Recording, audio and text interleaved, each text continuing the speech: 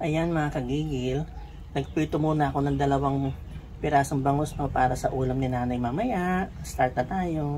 Start na po tayo mag-isa. Konting bawang lang sibuyas.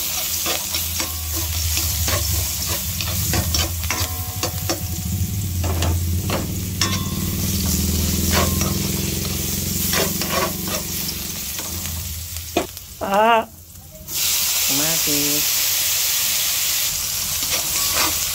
Lutuing maigi ang kamatis mga kagigil para mas masarap. Ayan. Ganyan luto ng kamatis natin. Naglalagay tayong konting tubig. Mainit Yan, tapos lagyan na po natin yung ating bangus. Sarsyado pong ating lulutuin para kay nanay. Yan, pwede na po natin ilagay yung ating scrambled egg around. Yan.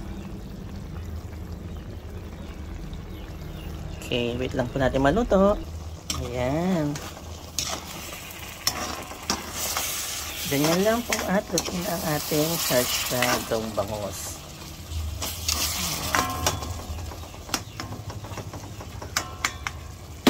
Natin dapat may sabaw niya.